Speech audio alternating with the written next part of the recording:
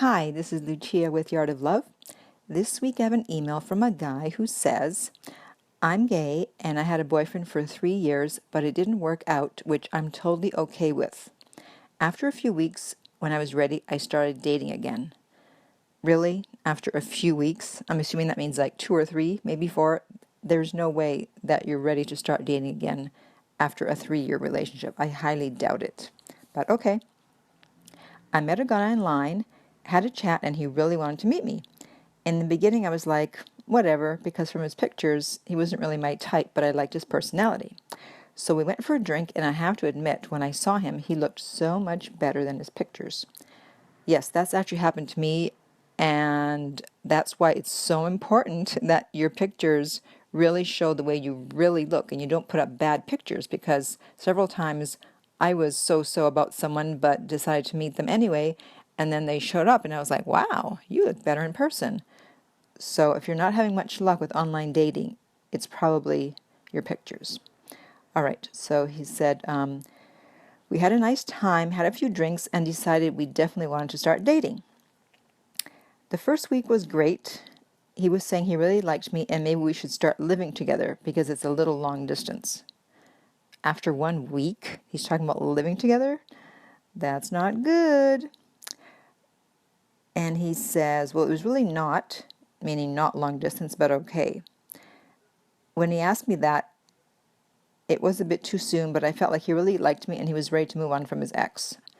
And here's where the trouble begins. So you know it's too soon, and yet you still went with it because he, quote unquote, liked you. You've only known him a week. Of course he likes you. When you first meet someone, the first week, of course you like them. You're supposed to like them. Otherwise, you wouldn't have agreed to start dating.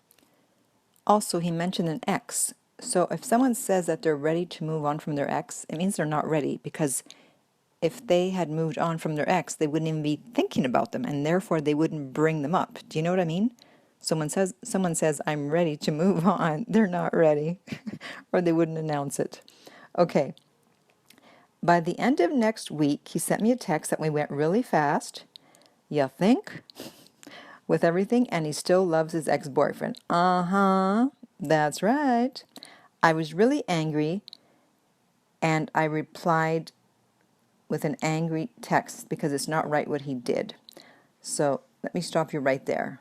I mean, you had a hand in this too. You also moved very fast, and plus you were only together, it sounds like, for a few weeks, and you knew there was an ex, and yet you just jumped right in with both feet. So you can't be mad at him for not being over his ex. If anything, you want to be mad at yourself for not slowing down. Because if someone's not over their ex, you really shouldn't be jumping in.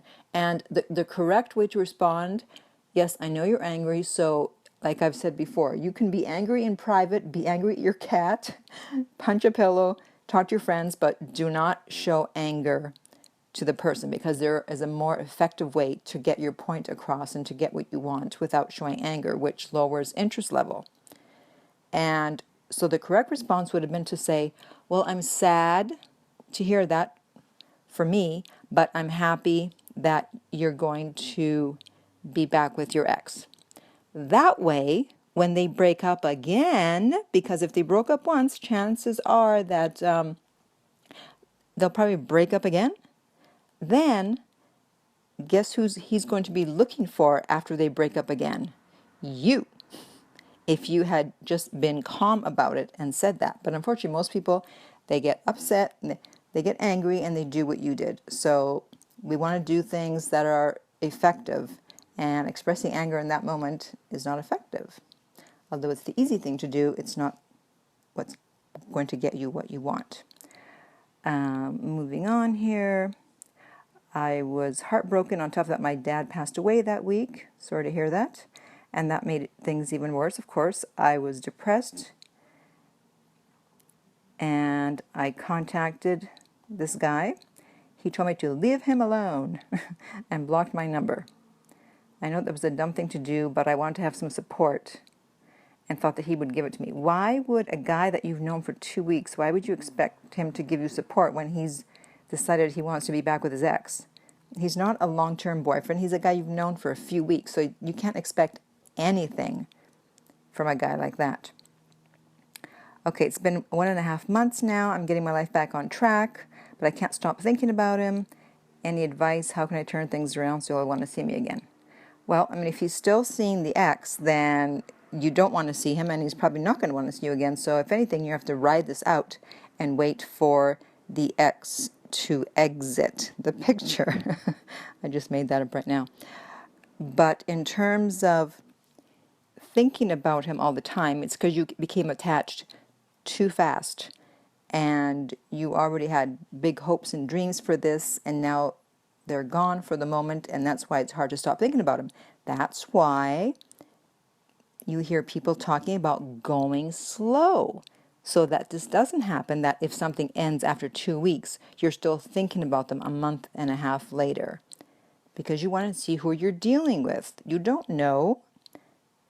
So hopefully this will be a good lesson to you, that next time you meet someone, don't jump in with both feet.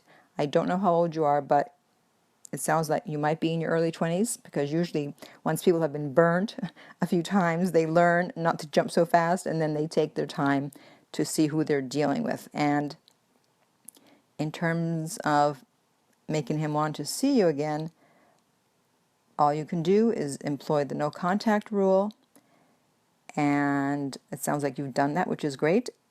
And when he gets out of the other relationship, which there's a very good possibility he will, hopefully he will come looking for you. And this time, don't move in. I don't know if you actually moved in, you just talked about it. But anyways, this time I think you'll know to take things slow. So if anyone has any comments or questions, or is interested in private coaching, you can contact me at my website, theartoflove.net.